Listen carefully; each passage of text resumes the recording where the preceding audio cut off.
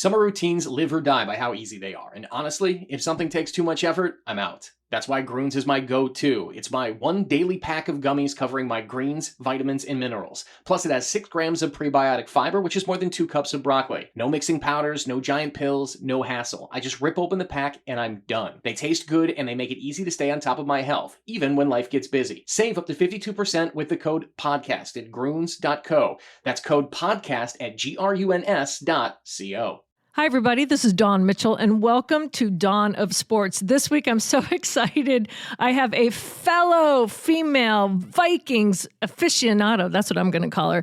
Tatum Everett here from Vikings Entertainment Network. We're going to delve deep into what got her into football and the Vikings, and also we talk all the topics with Tatum. So stick around. I think you're going to like this one.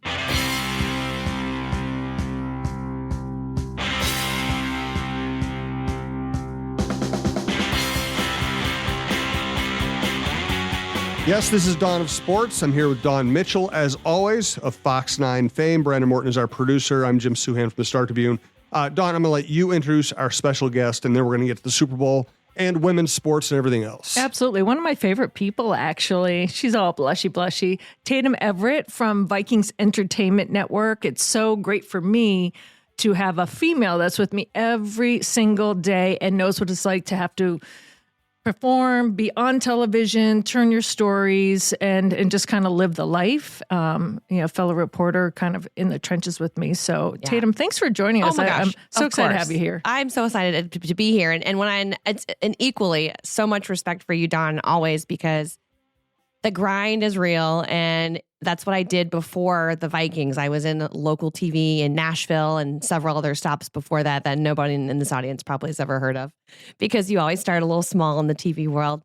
And it's almost like when you meet the people that are in, and I'm sure it's the same when you meet beat writers and newspaper folks, like you're in this like unspoken fraternity of people that just have the same understanding of what you've been through and what you've done to get there. And it just is this like unspoken rule. I don't know. So it's been awesome to have someone at our partner who is a female, and that we can kind of have that going for us. It's not like, but that's also a great thing about the Vikings and Minnesota in general. I feel like we have a lot of women representation in the media. And when we're in the locker room, it's not just a bunch of men and like one girl just hanging out. So for a long time, that was me, though. I bet that was. No doubt Jim? about it.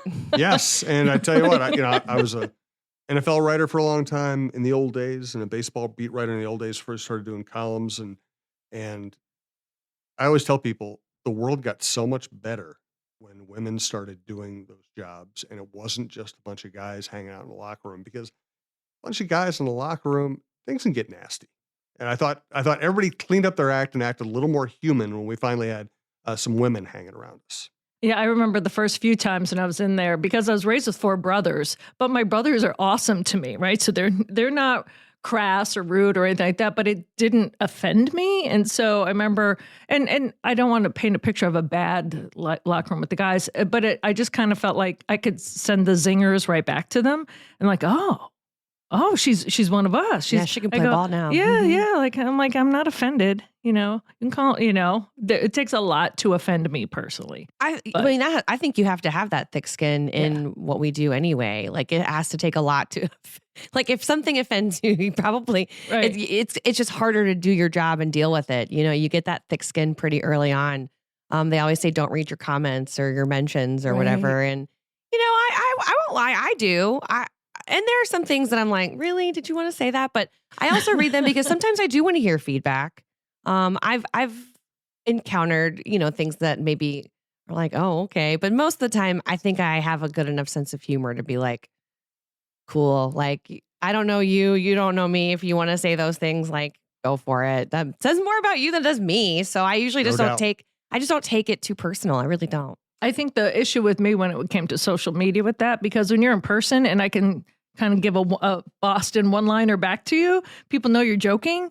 But when you do that on social media, they're like, you're mean. I'm like, well, first of all, your comment to me was mean. And I wasn't offended by it. I was just being funny back to you.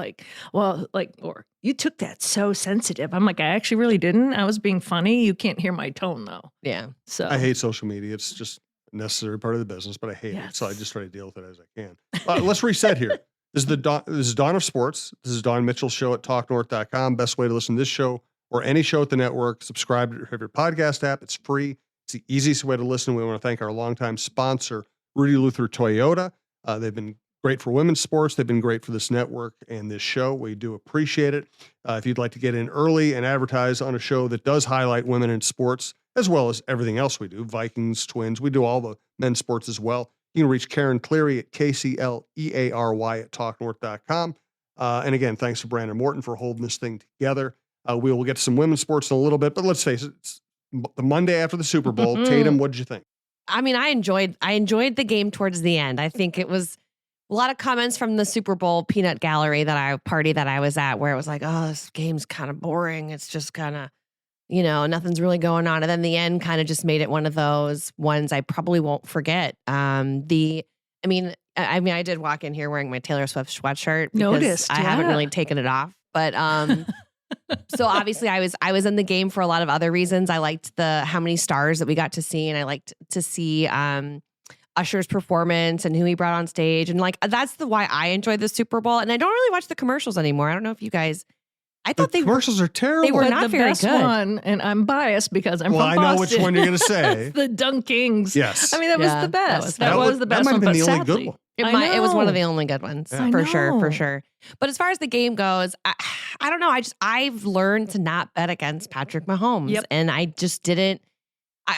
For a while there, I was like, okay, this could be the year, because I thought San Francisco really was the better team into the fourth quarter, and then Mahomes magic. And it's funny when you're sitting there with people that are casual football fans who don't really watch it day in, day out, week in and week out. They're like, of course, Patrick Mahomes will get a 2-minute warning, a 2-minute game-winning touchdown drive at the end of the game. I mean, it was the field goal, but at the same time, it was just like, of course, this is going to happen.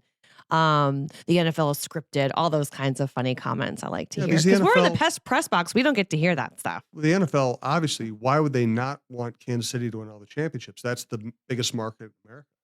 I mean, you wouldn't want a team from the Bay Area, that tiny little town up there, the little suburb. You wouldn't want that. You wouldn't want LA teams to win the championship. You wouldn't want the New York teams to win the championship. You wouldn't want Chicago to be good. You would want the team in Kansas City to win all the Super Bowls. The thing is, though, you knew when it was getting down to the wire Mhm. that Mahomes can do anything. Now, what I found was interesting this morning, coming out of all the beat writers that were in the locker room last night, or for the teams, San Francisco did not know the overtime rules. Amazing. Did not know the Wild. overtime rules. And so Kansas City, the players were talking afterward, like Chris Jones was saying, yep, we knew what the deal was, and we knew if they scored go a for two. touchdown, and Yep. they had it all planned They're out. all done. And the 49ers players had no idea they could have, if they'd scored a Yes. touchdown on the first drive, they would have Yes. celebrated like they'd won the Yes. Super They Bowl, and it would would've. have been a complete embarrassment. So Wild. that's on. Well, and for someone coaching.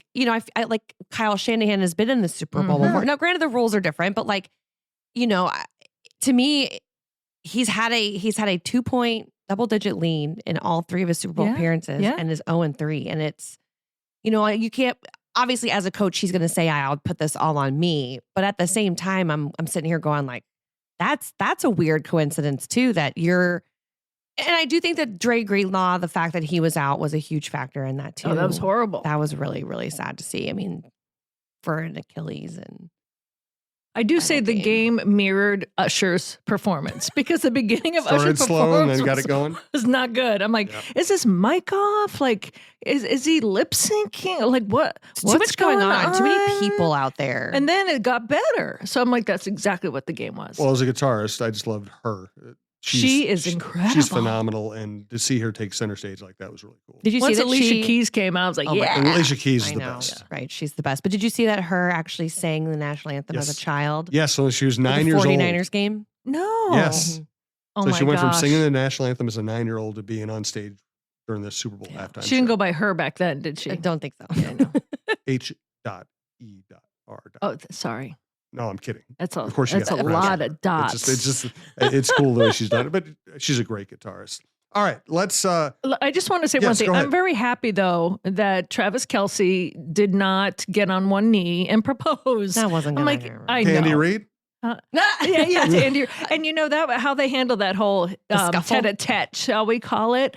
I love You Andy mean Reid because he's like, assault yeah, and battery? I like he said he caught me off guard. I didn't know he was coming. His hip went out. I like the passion. Yeah. That was a bad look. I love Travis Kelce, but that was a bad Yeah, somebody said, Taylor, red You flag. could have killed her. Yeah, no kidding. By the way, on this show, our guests, listen, Dawn has done a great job bringing in guests. We do highlight a lot of women in sports as well as women's sports, but we don't pigeonhole things. We have all kinds of cool people on. Last week, we had Patrick Mahomes' godfather, Yes. LaTroy Hawkins, on. He was awesome. And Cool. yeah, and I've known LaTroy for, 30 years now. Yeah. And he was just saying, hey, yeah, I talked to Patrick the other day and everything. And you have to Patrick's got all the Swiftie stuff going on. He's got the pressure of trying to win another Super Bowl and elevate himself into maybe greatest of ever conversation. His father, who I was friendly with the Twins, got his third DUI during the way. Yeah, he had that was so hard to much deal with. going on. And LaTroy just said, yeah, he's fine. And he's always, that's what LaTroy has always told me about Patrick. Yeah.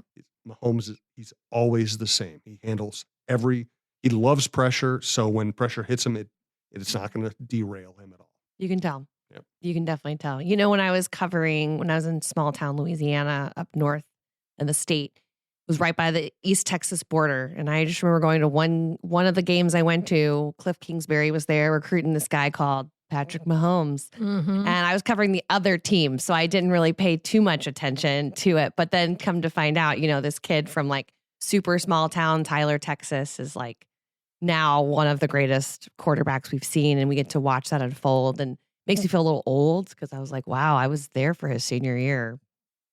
Get used to that. Yeah, it's not a great feeling. I covered Larry Johnson when he was in high school, so I'm old. But it's just really, I just love being able to watch a great quarterback. Mm-hmm. Mm-hmm. It's like you can't identify with the greatness, but you can identify with the way they're thinking. And the leadership. That's all you hear about him is he's got that lot. He knows how to motivate the guys. He knows how to calm them down. He knows what buttons to push. And to have, like you said, everything going on. You have the weight of the world on your shoulders as a quarterback. And you got 3-ring circuses. Literally, you're in Vegas. It's kind of craziness. And everyone was saying how calm they were seeing everyone in San Francisco was, right? Oh, look at Purdy. He's always calm. I'm like, inside, he's probably not calm. And Patrick Mahomes is kind of like, I don't know, like a chipmunk on crack, probably with his brain, like check downs, that kind of stuff. Yeah. I just love watching him go to work. And we've all been in the business long enough, and you talked about your friends that might have been like, oh, it's rigged. When a player is like that and they have that 2-minute drill and they've been there, done that before, it's like, buckle up.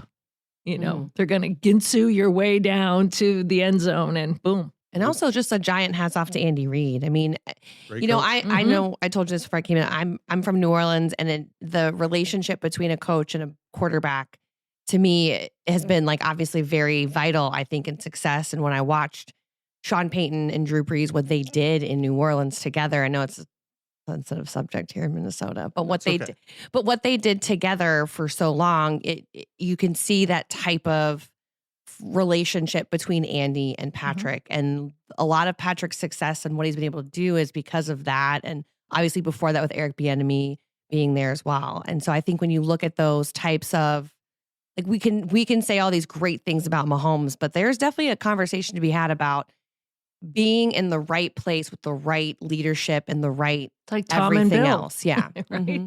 Well, right. And I mean, you're looking at this draft coming up. There are probably 3 exceptional prospects, and there are probably 3 or 4 more who could very well be very good. Mm-hmm.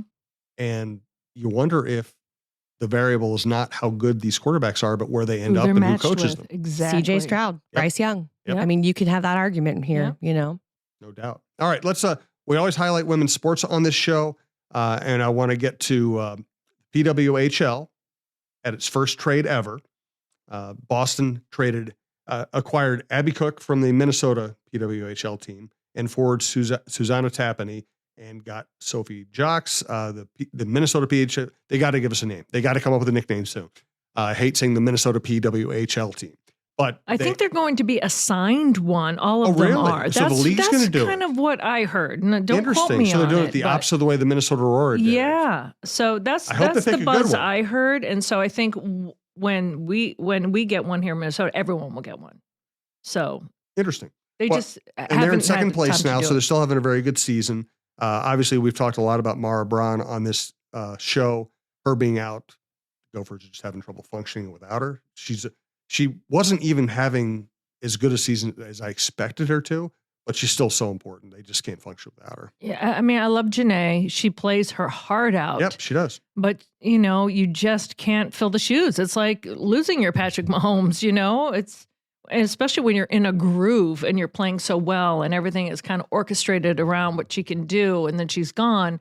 Janae's just trying her best, but you can't do it by yourself. Yeah, and with Mara, she spread defenses out with the 3-point shooting, at least the threat of 3-point shooting, and she can get her own shot.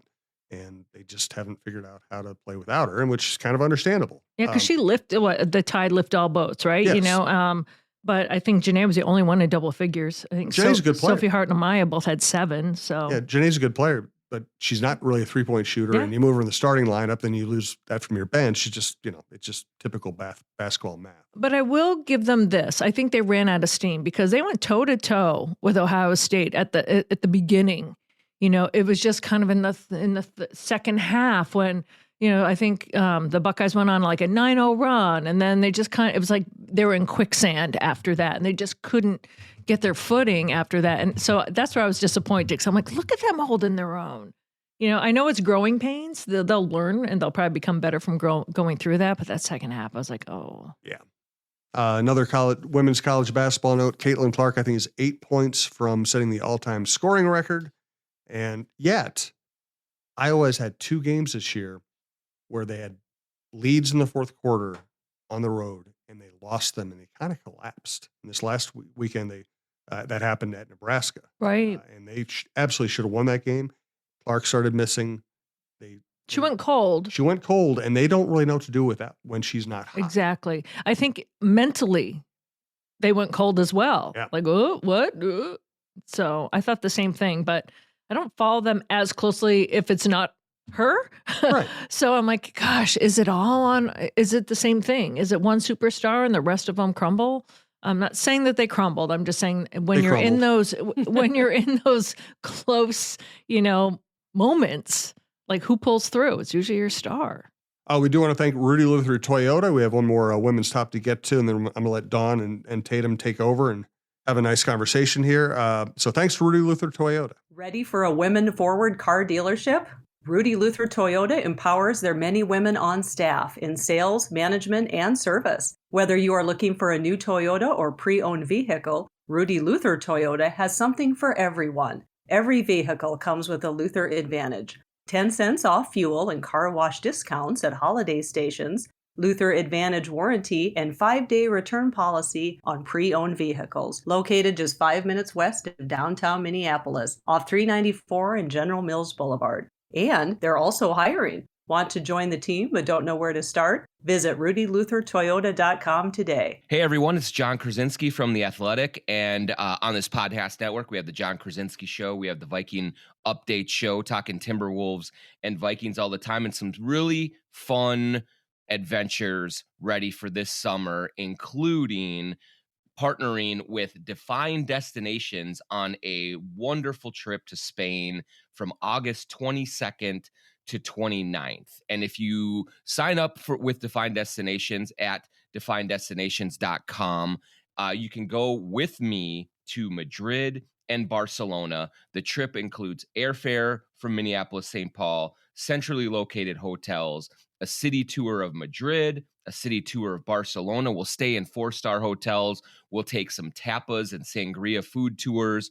They'll have all sorts of different sightseeing adventures. We'll have guided local tours to show us around. Maybe we'll even knock on Ricky Rubio's door. Who knows?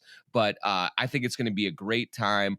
You've probably heard Michael Russo talk about these trips. and how much fun that they have. And so after a long season with the Timberwolves, hopefully one that goes deep into the spring and early summer, maybe you want to come with me to Madrid and Barcelona in Spain at the end of August for just a wonderful tour. I'm really looking forward to it. Again, sign up at definedestinations.com. Look for John Krasinski's Spain trip, and I hope to see you out there. All right, our Minnesota Aurora moment. Now, Andrea Yak was one of the founders, probably the most influential founder of the franchise. She has now kind of backed away a little bit from the day-to-day operation. Jessica Poole is the new team president and COO. And at Minnesota Aurora, mnaurora.com, really good piece from Jessica this week. Oh, I was thinking the same thing. We're on the same page. Yeah. So the headline is, "I am my ancestors' wildest dream." And the lead to her column, her story is, "Being a Black woman in America is hard." I'll let you pick up from there. But hey, this is what Minnesota Aurora stands for: diversity, opportunity, and building something special from the ground up.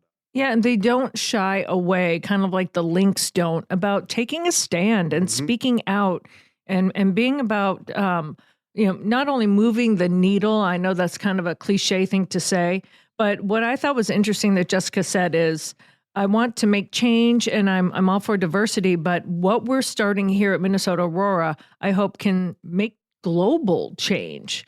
So they want to be the example for other female teams, and yes, in soccer, but also beyond, to kind of take that and move it forward. And I think in the article, she also talked about how few Black women there are in sports in general, but especially so in female sports. And I think that's what she said. It's hard to be a Black woman in America. So I'm excited that she wrote this article, because I know when Andrea started Minnesota Aurora, this is what she wanted. And Andrea was not afraid to take a stand on issues. And so now here's Jessica taking that and advancing it. And I was thrilled to read that. It's a good read. If you go to minnesotaaurora.com, it's right on there. Yes. It's also cool to be in this market where Leah B. Olson and Rebecca Brunson, and there are Black women working in the media who are very good at what they do. Yeah, Mika Morris over at the yes, Twins. Yes. So a lot of good people in town. All right. I'm going to back away from the mic now, and I'm going to let Dawn take over and have a conversation with Tatum. I doubt if I'll be of any use from this point on. Oh, I think you're going to chime in. Oh, you think so? Oh, yeah. Yeah, we'll see how it goes. I know you. Well, just to reintroduce Tatum Everett over at Vikings Entertainment Network. Tatum, your work there, I know that you said that you've been a reporter when it comes to news and been in sports, but when you came to the Vikings, and it was really enticing for you to kind of get entrenched in one team, which is so different from the roles that you have to do as a reporter beforehand, where you have to kind of know everything.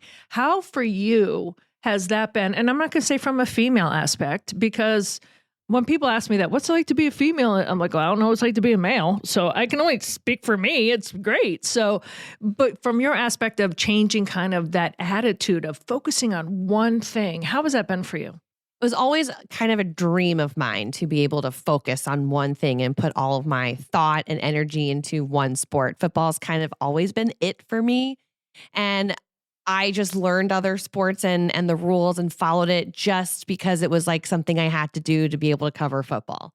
And so for me, I was always trying to get, and I'll be honest, like didn't really ever have any desire to work at a regional sports network because they were not covering the NFL or college football. And that's really, again, what I wanted to do. So I'd always kind of had my eye on these team reporter jobs, and obviously other networks, but mainly the ones where you could just cover football. And I always tell young journalists, I was like, being a team reporter, you have to know a lot about a little, but then if you're doing local TV sports, you know a little about a lot, because you can't dedicate yourself in some positions. Like obviously you guys know so much about the Vikings and you're so entrenched with the team because of the partnership and the shows and things like that. But then like, you don't get the break that I do, which is actually really nice. Like I turned my brain off for like a month afterwards. You know, I'm like following stuff and I'm doing my job. It's just not as intensive.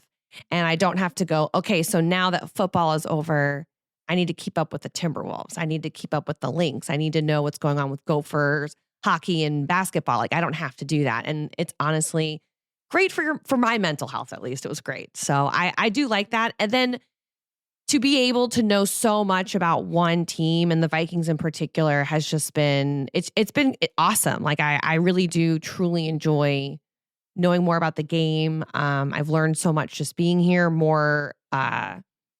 I'm a better football fan, and football, like, my knowledge has grown a lot.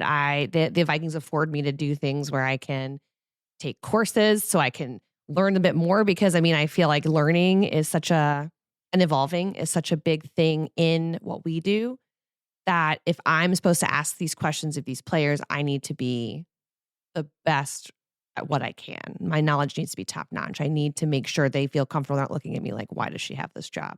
Mhm. So, and not just a she thing, just like why does this person have No, this but sometimes job? the spotlight is harder. They're going to say, all right, what is this, blonde or whatever, redhead? What whenever for a sure. woman comes in, what does she, what can she prove to me? Exactly. You're So, put on and that. I think the other interesting part is with being in-house, something that I actually work on a lot is being able to connect and talk to coaches and players, and like my relationships with them within the building off camera are important. Making sure that they're comfortable around me for interviews has been the easiest part. It's the seeing them in the hallway and talking to them about something, or making sure the coach knows who I am. So if I have to ask them for an interview, they're comfortable with me coming up to them being like, hey, what about our podcast or whatever. And so that's also like a huge part of the game, is being able to, and it's easier now that like I'm 3 years in, but my first year I was a little overwhelmed. That staff had been in there for 20 years, like the GM, Zimmer had been there for a long time. And so when that all flipped, I felt like we were all on the same playing field. Like I had started with a new staff, and so was everyone else. And so I kind of really took it to my advantage, and I was like, how can I make these relationships super strong right out of the gate, because I have that opportunity now. And one thing I don't know if fans realize, the Vikings are really on the cutting edge of Vikings Entertainment Network. Yeah. Some people just look and they'll say, okay, it's online. And like, no, like they have their own studios. They have shows. They do podcasts. It is amazing. And for you, you have to be diverse enough in your talent to, okay, I'm hosting this show right now. Oh, now I'm doing a podcast. Now I'm doing a one-on-one interview. For people on the outside looking in, they don't realize that sometimes in our business, those are totally different skill sets that you have to possess. And for people like you and I, sometimes that's fun. Like I'm like, oh, if Love a I am in that challenge, yeah. situation, I'm loving it. But it could be intimidating for some. I think so. I think, I don't want to be a broken record, but having that local television background where, I was a one-woman sports department at my first job. Then I was in basically a one-woman sports department, my second job. And then my third job, I did have like some coworkers. But then when I was in Nashville, my last 6 months in Nashville, I was a one-woman sports department, no photographer, no producer, doing a 30-minute show every Sunday and covering 3 professional teams in Market 30. Like that's a lot. Also why I left. And so, like that does take a toll on you. But at the same time, I always have been the kind of person who, like, everything I feel like I've done or experienced has just prepared me for the next. And so coming into the Vikings, you do, like, I've never emceed an event. I don't know how to host people, and I have no clue how to do that. Just be yourself. Right. I've hosted pep rallies. I didn't know I could do that. Right. Like I host our business summit. Like there are a lot of things outside of the realm of broadcasting that I've had to translate my skills into. And I don't think that I would feel as comfortable or as versatile if I hadn't gone through all of those other experiences. Now, the best part about my job, to answer your first question you had for me, I haven't lifted a camera in 2.5 years. Yes. That's been the greatest because, I think sometimes when you get into this industry, there are reasons you get into it. Like my husband, for example, was also on air at one point, but his main thing that he loves to do is writing and he's a videographer is his number one like job, and now he's learning. Amazing one at that. Yeah, he's very good. He's a little biased, Yeah. but I think his writing's actually better, which is kind of insane. He's learning lighting. He's doing all this kind of stuff, and so he's kind of switched this way. Whereas me, I got in and I was like, okay, I'm just going to have to learn how to shoot a camera and light an interview and do that stuff to get by. I like the writing, being on air, talking to people, the relationships, being in front of the camera, things like that. So, you know, like it's just a necessary evil. So now I get to focus on that side of things. And you're right, though. You don't realize how much you have to do in 1 week. Mhm. I've never really thought about that too much, Don. That was pretty cool. So let's go back a little bit. I know that you went to LSU. You know, Anyone that has met me probably knows that. It's like, oh, what, you don't know? I'm a little proud. Like, she didn't tell you in the first 5 seconds. It's like me with Boston College. So Yes, exactly. People always are curious. How did you get into it? Did you have brothers? Did you play sports? In LSU, I mean, you have to bow to the throne of, you know, the Tigers. But how was your early life like that? And how did you like get entrenched in sports? Everyone always, that's a very popular question. And I think I kind of surprise people when I tell them, like, I was not an athlete. I didn't have brothers. So it's like, I did pageants. I liked, you know, like student council. Like I was, you know, and I liked theater. So like, how did I get there? I think just being in the South, you're surrounded by football. Both my parents love sports. Mainly LSU sports. We weren't like the kind of family that would just like flip on the NBA finals. That just wasn't us. We would always watch football or LSU. We'll watch every LSU basketball game, every LSU baseball game that was on TV. Like that was it for us. And so I think I just kind of fell in love with that idea then. And I think, you know, when I was a pretty ambitious kid, so early on I was like, I could talk about football on TV. Like I could get comfortable with that idea. And I think you just play to your strengths. Like was never going to be a doctor or a scientist. Like those were not my strengths. I could definitely just like my test scores, they were not great, you know, like I could write, you know, and I could talk and I had the theater experience. And so that's just, I took a broadcasting class in high school, and it's funny because it was like one half of the class was the technical side and one half of the class was the talent side. That's how old school it was back at my high school broadcasting class. So I hadn't even picked up a camera until college, but I don't know. I just kind of thought it was what I wanted to do. And everyone kept being like, it's hard, it's competitive. And I kept being like, okay, tell me something I don't know. Like I kind of just was, it wasn't that I didn't listen. And I was like, I never had a prove you wrong attitude. I think I was just like, no, but I don't think you understand. Like, I know I can do this and I'm going to be good at this. So like, I don't need to prove you wrong. I'm just going to do it. Right. Well, I think that's one thing two things right there that you and I have in common. I was totally into dancing and theater and all of that. And actually, my dance teacher was on Broadway and she was in the New York Ballet. And she was like, I will take you to Broadway and you can be my protege. And I was also an excellent student. So I was like, well, do I go to college? Do I do that? And I remember I sat down with my parents, right, to have the discussion. And I so thought my parents were like, well, you're going to college. So I'm there and I'm waiting. And my parents look at each other and they said, well, we've discussed this and it is your life. It is your decision. We support what you do. And I'm like, no. Oh my God, I just got goosebumps. That's incredible. Yeah. I'm like, no, you're supposed to tell me. You know, you're in high school. Yeah, you don't know it. Yeah. And I picked college instead. And I don't regret it. But I laugh because someone said this to me. They said, do you know how competitive it is on Broadway? And to, you know, my dance teacher told me, like, bring 3 tap shoes with you because girls will cut the straps. Like, it's cutthroat. Oh my gosh. Oh yeah. And those cattle calls that when you have to do it, she was honest with me about what it was. And I'm thinking, well, education, you can't take away from you. Right. So I was kind of going back and forth on that. But then my friend said, but you went to something that wasn't cutthroat. And I'm like, okay, I guess. Just and it as is competitive, performing in a different way.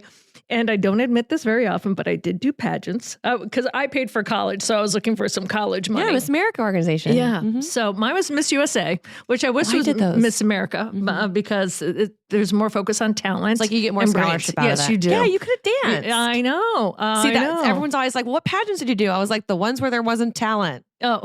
Because my talent was talking. Yeah. Or talking. And so like, what was I going to do? My mom tried to talk me into doing a monologue forever. I was like, no one likes the girl that does a monologue. She's never going to win. She's never going to win. I had Just wish for world peace. Yeah, world peace. What planet? Yes. Right? I know. That's the big jokes. I did have that moment, which is ironic that I'm even in this business, where I froze. I was supposed to say something, and I will never forget it. So like in Worcester, Massachusetts, Worcester, as they say, Massachusetts, and I'm in this beautiful gown, and I had to say something, and I blanked, and all I could feel is like, what? 5,000 or how many in the audience eyes on me. And I just kind of, whatever I did. And I'm like, and now I do this for a living. Yeah. Well, I was like, Baton Rouge, Cindy, Baton Rouge. Before I got Remember to college, I was scared to death to speak in front of like a classroom. I Were couldn't you? do it. I absolutely couldn't do it. I couldn't call to order pizza. I think it's a common was me. misconception that people who do television like public speaking. Because when I first started doing the emceeing stuff and being in front of like a crowd of people, I still get nervous. And they're like, well, why do you do this all the time? I'm like, there's a difference between looking at a camera, especially in studio. In studio, I could three literally people like with you, fold right. my laundry while reading a teleprompter. Like it's not even that, for me, it's just like riding a bike. But like when you're in front of someone with no script, or you have to remember to say certain things and make sure you address the crowd a certain way. And oh man, that stuff gets me every time. I Gets me love it every now. time. I still get that hopefully I'll nervous get there, energy. Dawn. Well, then you start realizing they just want you to be comfortable and talk to you. So I've kind of learned that after a while, but growing up, my parents, after I graduated, you graduate school, I was working and living in Boston, and you have to, as a single woman, you have to do it or you'll get eaten alive. And I remember I took them to this old restaurant called the European, and they sat us by this door. And my mother and I were both like the quiet ones. My dad was the bull in the china shop, going searching for clothes, like for school shopping. He'd be like, where are the bras? And you're like, oh my God, dad, right? But so he was a bull in china shop. So here we are. And finally, we're sitting by the door, and I could tell my mom, who was kind of quiet, but a strong woman. So I just went up to them. I said, excuse me, can we have another, table and that? And like, oh, yeah. My dad was like, who are you? Who are you? You spoke up for yourself? And I'm like, look out. So that's kind of, you don't turn back after that, right? I also think it is a common misconception about pageants in general. I mean, I didn't do the ones where you were like the really smart kid because I didn't have the talent portion, but the interview process is like not like no joke. And this is granted, this was, 20 some odd years ago. Right. So I can't speak for them currently. I'm not connected to it in any way anymore, but a lot of the women that I met through them and ones that have gone on since are some of the most brilliant women that I've met. Yeah. It gives you this sense of confidence that you can speak to adults, that you are an adult at some, because I did teen pageants. I didn't ever do a Miss pageant, like the over 18. So it just gives you this sense of confidence because you have gone in front of people before. You have answered a question live on stage in front of thousands. You're having to interview for things like those are just crucial skills to move forward in. I had a mentor one time tell me, like, I don't care if you don't want the job. You just need to go on the interview because what happens when you get the interview you really want and you haven't gone on any. And so those kinds of skills that you got while doing pageants, as lame as that sounds, was really helpful, especially in TV when you have to learn makeup skills. That was helpful too. Vaseline on the teeth was the number one. Oh, I don't think I've done that. Oh yeah, because if you're nervous and your mouth gets dry and your lips stick, put a little Vaseline on your teeth and it just makes your smile go. Yeah. That sounds disgusting. It was disgusting. It's just like a little thin kind of. That's funny. And I'm like, oh, okay, because you were nervous, and then it's just kind of. I still get pretty nervous. I haven't shaken the live shot bug yet, but I also think it's because I'm a very hypercritical person. So like I'm in my head all the time about that stuff, which I think is hard too. Sometimes when you're in this business, like Dawn gets up there and just like kills it every time. It's like she has no nerves. And I'm like, that's where I'm trying to get. No, there's sometimes you do have nerves, but I think it's when the very first time I did the national sidelines, I think you get a little nervous. But then I do, like, you do that breathing technique and realize this is something you do every day. It doesn't matter how big the audience is. It doesn't matter if 2 people are watching or, the nation's watching. It doesn't matter. That's true. You sound like some of the players in the locker room. Right. We just practiced. It's just we just another practice game. it every day. So when we get out there, it's just second nature. But yeah, I think the thing is, and I have said these words to myself, get out of your head. Yeah. Because when you're in your own head, you sometimes are subdued. And people are like, oh, were you tired? Were you quiet? And I'm like, no. But when you're in your own head, so I hear athletes say that, but you do. Like, get out of it. Like, you know, do some breathing techniques, get in there. And but I don't do it like right before I go on live. It was probably my first time that I was going to do a network sideline. And I was like, oh my God. Then you start thinking about it. Like, oh my God, this is what I dreamed of. And they're like, get over yourself. Just do what you do. And then, you know, and if you make a mistake, laugh or just keep going with it. That's, you know? I think that's the hardest part too, sometimes, was just like realizing super young, like, be yourself, but also like, if you mess up, it's not the end of the world. Like, laugh about it or make fun of yourself, or like, and I still work on that and Viking stuff, because I think sometimes, you know, we're very, and I don't feel like I'm, you know, it's a good word for this. I don't feel like I'm saying anything that I shouldn't say, I guess. But like, you know, like I can ask you a question about the Vikings, but I really am not, you know, I can't have a hypercritical opinion. And, you know, that's the major difference between what I do now and what I used to do. Right.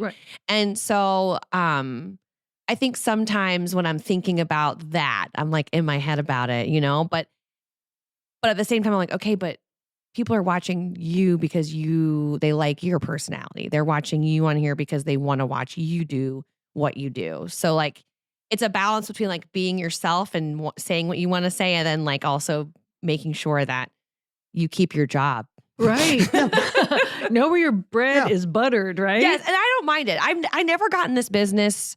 And again, there's so many different things you can do in broadcasting and sports broadcasting. And like, I didn't really ever want to be a breaking news reporter. It really wasn't my shtick. I didn't care about that as much. I liked the feature style stories. I liked telling player stories, and things like that. So for me, going this route was more natural, was more comfortable, because I didn't feel like I was too out of the realm. Like, yes, my opinion is not, you know, like I don't share it as often very much, but like, that's also not my job, and that's okay.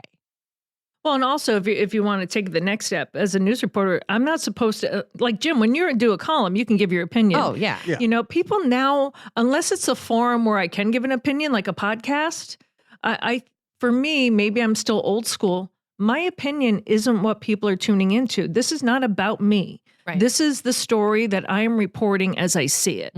And I have to give facts.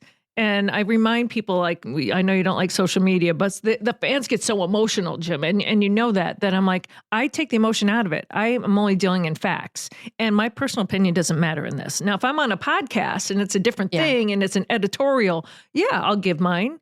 But also, it's the same thing. Vikings partnerships. I'm not going to go rip.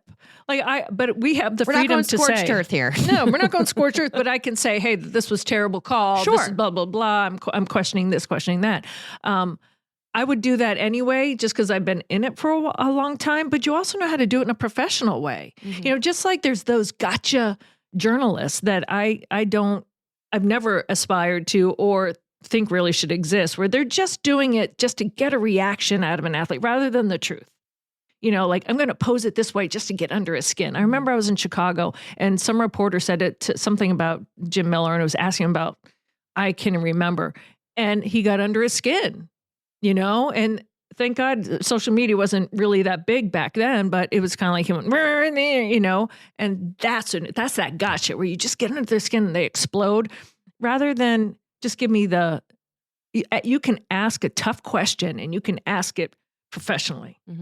You know, and that doesn't sit well with me. Like, I don't want to do that to someone. I want the truth, but I don't need to be, you know, have a different agenda about it. Right. I don't like that. I'm also just like, don't want confrontation. I'm really cool with that. I want to know what happened, but I don't. If it's a legit question, I don't mind it. Yeah. So, right. But you ask it professionally. You're never like you said, like trying to get under someone's skin.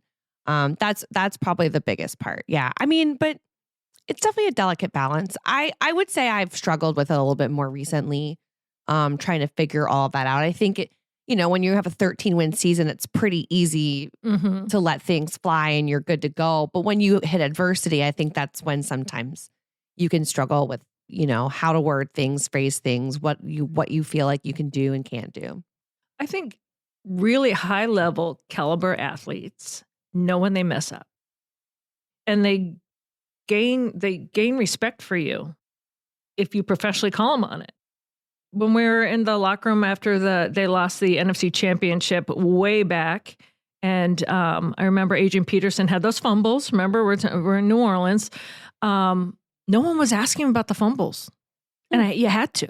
And I said, and then I'm at the point because I didn't want to be the one to ask him that. I'm like, no one else is. I'm like, all right. I go, Adrian, those fumbles though, uncharacteristic. He's like, I know they make me sick and blah blah. And afterwards, when everyone was done, he goes, thanks for asking me about those. That's awesome. Because I was upset with myself, but he wasn't going to bring it up. No. But it was kind of like, okay, so you're an elite athlete, Mm-hmm. and then when they know and you ask it in a way that they can address it rather than, oh, Butterfingers, that kind of thing, because we have to see them again. I said, it's not like sometimes a news reporter, you're never going to see who you're interviewing again, right? Like we're facing these guys. Yeah, you build relationships. You're going to see them in 3 days for locker clean out. Right. And they're going to be like, oh, Butterfingers. Oh, okay. They're going to remember and they're not going to like you. And Jim, you've been on the end of both of it, right? Oh, yeah. Where you have to ask the tough questions, but you also know you've got to face the music if you do that. Yeah, So- but and my role is just different than most. I would love to have your role at some point where you can just kind of like, column is totally different. It's completely different. It's kind of freedom. Yeah, I mean, I did all the other jobs. Yes. High schools, Mm-hmm. pro beat writer, Twins, Vikings, feature writing, some investigative work, and this is just a completely different animal. Mm-hmm. Mm-hmm. And I Is think is this like, are you enjoying that in this time of your life, or is this something you've always wanted to do? I always wanted to do it, but I don't know. I've been really lucky because, at first I just wanted a decent job, and it took me a while to get a decent job, and then I was like, okay, maybe I want to be a pro beat writer, Mm-hmm. because I was around it enough to see what it was like, and I wanted to give it a shot. I got to cover the Dallas Cowboys for the Dallas Morning News. It's one of the best jobs in the country. And I came here to cover the Vikings. It was a great job. Then at some point they asked me to go cover the Twins, which was terrible for my life, but it was great professionally. 1 year covering the Twins, I spent 180 days on the road. Oh, that's also why I love football. 16, Right. 17 Yeah. games. Yep. Sign me up. So, but you get to a point where you feel like you've done all the reporting things, you've done everything else, and you do want to just be able to sit down and say, here's, through my experience, through my contacts, through whatever, my thought process, here's where I'm coming down on this issue. It's a cool thing to be doing at this point in my life. Yeah, it's like unscripted, right? You Yeah. can just kind of say what you feel, and also give a forum for things that it's not the daily. No. If you have I an mean, we opinion have on beat something. writers covering Right. the teams, which frees me up to, and I can go, I mean, I can write analysis, I can write criticism, I can write praise, I can write history. I can kind of go any direction I want, whatever serves the purpose for my paper that day. Are you writing one for the Super Bowl? I wrote one for was it one this for morning? the Sunday as a preview, and then I wrote Okay. off the game last night, You did? which is weird Okay, I because have to go look at it. what's weird is I used to cover Super Bowls live. Mm-hmm. And, we've gotten to a point where we're not spending money on that. And it's, excuse me, it feels really weird to sit home and write about And a watch game it. when you're not there, because you feel like you need to be there. But it would also be weird to not write about the Super Bowl. So I don't feel great about it. And I don't think it produces great columns to sit home and write, but I don't know. Every But once in a there's a while, you have to do it reality that of where way. we are in terms Yes. of cost effectiveness Exactly. in our businesses as well. Yes.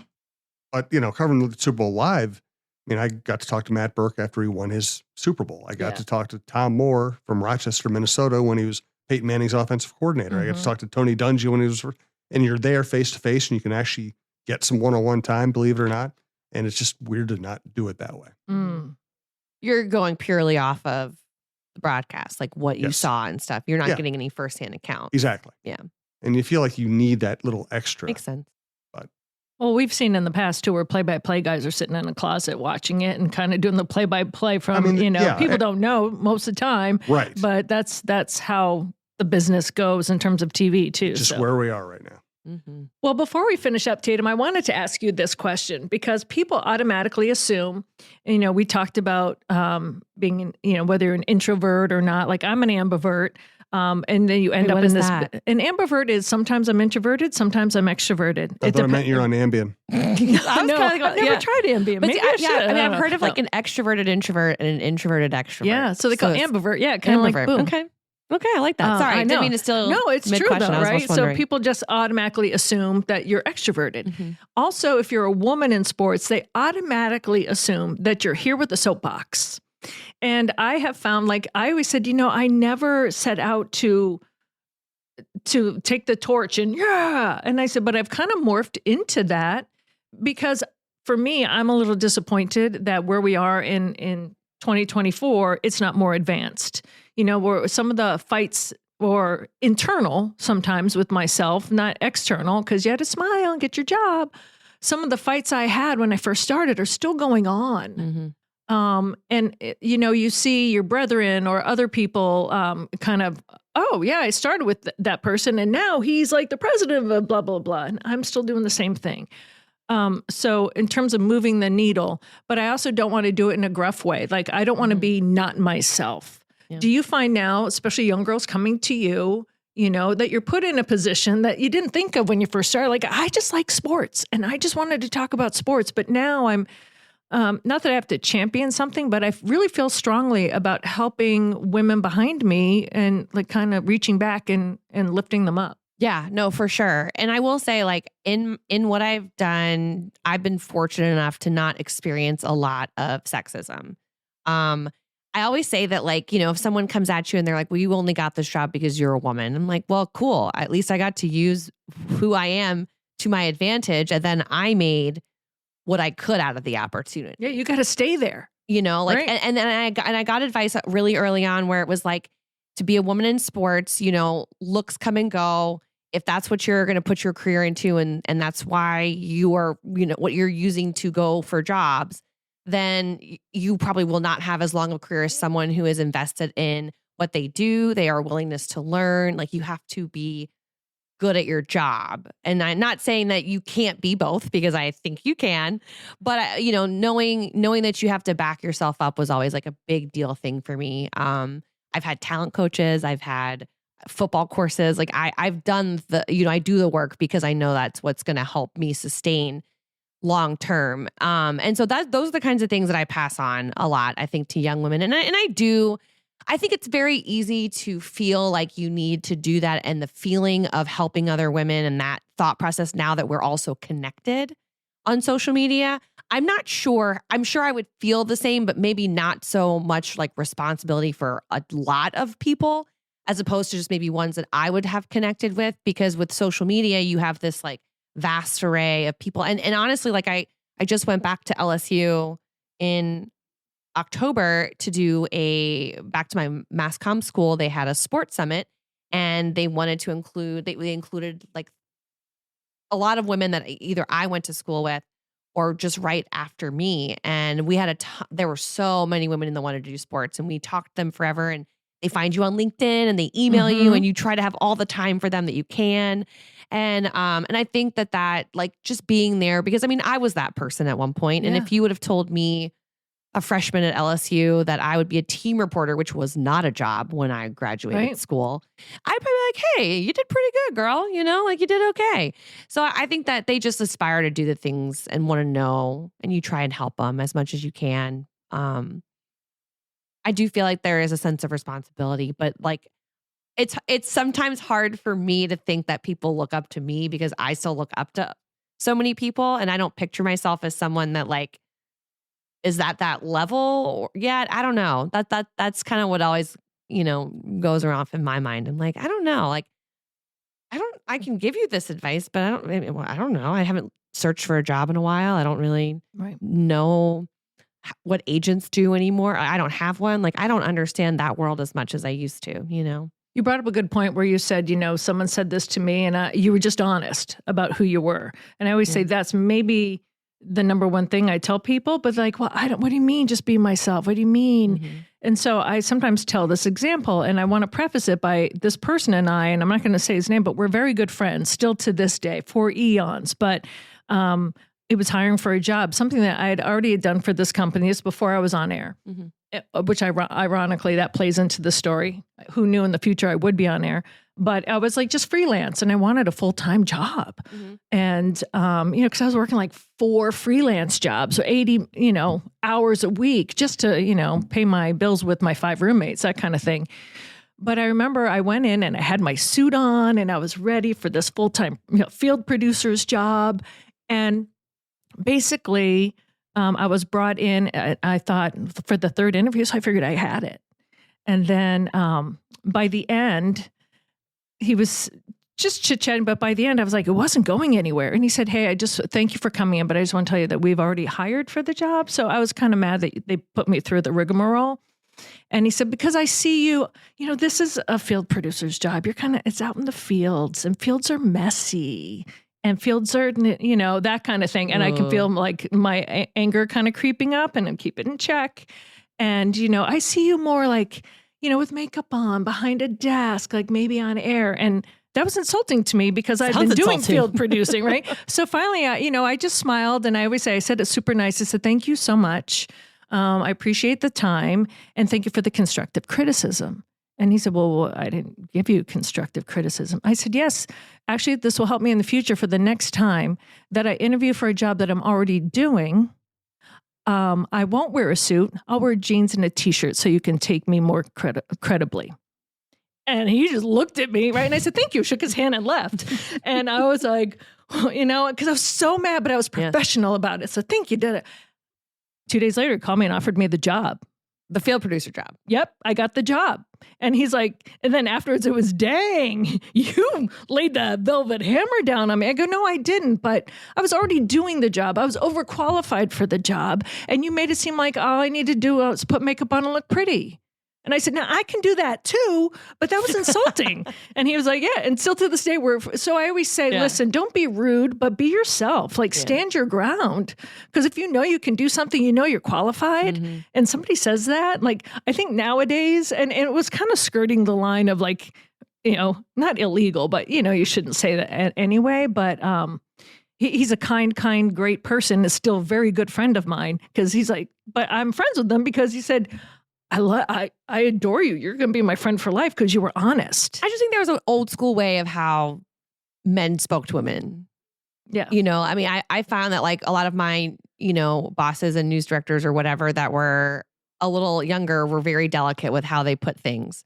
When I got the job in Shreveport, Louisiana, my news director was like, so what do you want your look to be? And I was like, I don't know. I've been doing this for 4 years. What's wrong with my look? Because that's how I took it. He's like, no, I'm just trying to help. Like, you want to be consistent in what you look. Funny enough, I changed my hair like 7 times while I was there. So it really didn't matter. But he was like printing out pictures of Carrie Underwood and like stuff. And I was like, this is kind of silly, right? And so I didn't take too much offense. Again, it's hard to offend me. So I was like, okay, whatever. I'm not worried about my look. Like I'm not worried. Should have punched him in the throat. Well, she probably mentally. This second story might actually make you a little upset. But I remember I had dyed my hair blonde because I thought everyone, wanted a blonde, right? And so I had been dyeing my hair all different colors throughout high school and college, and so I had lightened it up a little bit. And then I was like, no, I think I'm going to try and go back to my roots. And so I started to go back a little bit, but my resume tape had all blonde hair. And so I went to got this, I was on this job interview, which, by the way, was an absolute lateral move. My first job was at a cable station in a parish, which is a county in Louisiana. And I only covered those county parish sports. Very entry level. But the next job I went to was Market 161 as a weekend sports anchor. So like it wasn't much of a difference. And this guy was like, well, I walked in for the interview and he's like, oh, well, I want to offer you the job, but I need you to dye your hair back to what you look like in the tape because you don't look like the girl that I thought I was hiring. And I was like, cool. I am taking a pay decrease for you to tell me this. And I know, Oh, yeah, my there's God. some horror stories. And then my dad was like, you're not even making what a cashier at Target makes. I'm like, yeah, you're right. And I'm dyeing my hair. So My first job, I made $6 an hour. $8.50. Yeah. Mm-hmm. With no benefits. Wow. But they didn't ask me to dye my hair, so I was ahead of the game. Well, and still to this day, your bosses have a say in your look, at least in news. They do. Yeah, You for sure. know, I mean, I feel like you have to backed get off things a little bit on it, approved, but That's why I'm a print Yeah. person. Yeah. You know, They don't care. You have to get things They approved. put a but I cartoon did. in. I will say I did get some advice from a mentor who is a male in the industry that I respect so much. Just recently retired, and you know one of his things was when I was going through like my different hair extension coloring days, he was like, "Your tape isn't consistent; it's distracting." oh, interesting. And so I was like, "Yeah, I mean, I understand. You have a point." I did have a news director in San Diego eons ago when my agent was kind of casting out different things. Mhm. And I went in there and he said, and it was a great interview. He loved my stuff. And he goes, I got to be honest with you. I don't think blondes look good on TV. And I'm sitting there like, well, where do you go with that? So I almost laughed. I was Laughing would have been the right response. I think. okay, thank you. Because I was Cool. like, I'm not dyeing my hair brown because I've already done that. When I was out of college, I wasn't even on air yet.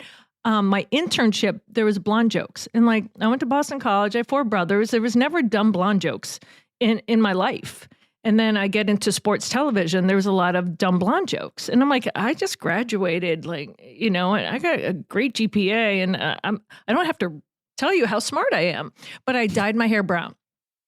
And it was horrible. It was horrible.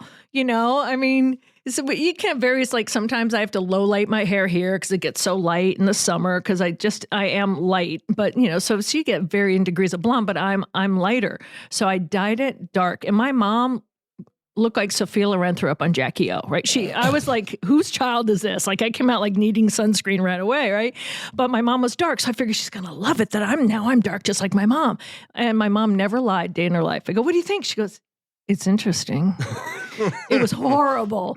And I didn't realize that you couldn't just go back to being blonde. Oh God, it's a process. It is a process. So I was like a redhead for a little bit and then a strawberry Same. blonde. Same. None of this was on air, but I'm thinking, I'm not going through that again with this guy who says Yeah. blondes don't look good on TV. Yeah. I just think very much. San Yeah, Diego I would have think- been nice though. I think if someone were to tell me that someone told them that again now, I'd be like, well, it's all subjective at the end of the day. Like our industry is very subjective. Mhm. Again, it's about who, and it's taken me a long time to understand this.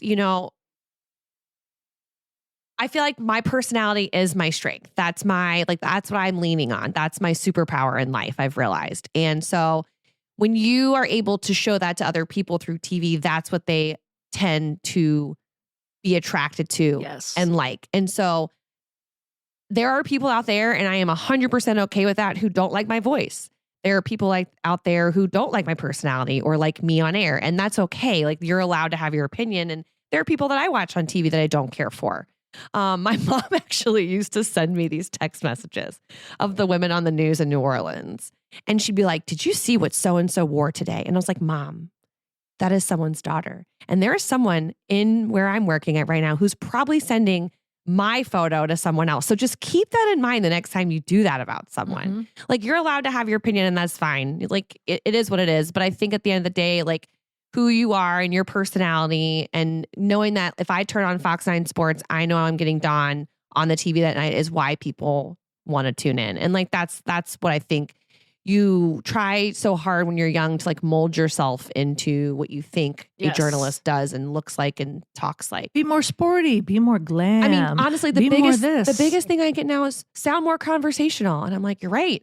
I have to work on that. Like sound more So conversational. be yourself. Because you are Basically. conversational. Right. So like, but that was really hard for me to understand and realize for a very long time. Well, and I want to say this to if there's any young women out there that want to get in the business, I've had some kids from college when I go and speak there say, and they'd come up to me on the side and be like, do I have to get plastic surgery? Like, did you have? Yes, I had this one young woman ask me, and she goes, so did you have, I go, are you with this nose? Do you think I've had cosmetic surgery? And like, my dad would say, I go, Dad, what kind of nose do I have? He goes, it's Roman all over your face. Like, that's just a joke, right? I mean, thick skin from the jump. But now I'm realizing it's kind of like that Jennifer Grey. You get a nose job and you're totally different, right? So I'm like, listen, this is who I am. And if any boss tells you they won't hire you on air until you get a nose job or like, put implants in your cheeks or something, you don't want to work for that person. You don't. But then I'd also be like, would you pay for it? No, I'm kidding. Well, right. Just kidding. I would say if this is something you want to do for you, Yes. go right ahead. Yes. If you want to do something for you, I'm not. But if you think you have to do something because someone else says it, you really have to look at, do you want to work for that person? But and I said, so it's a great point. So don't change, because I said, who's your favorite actress? And they'd be like, well, Meryl Streep. I go, does she look like Miss Universe? And they're like, no. I go, that's your answer.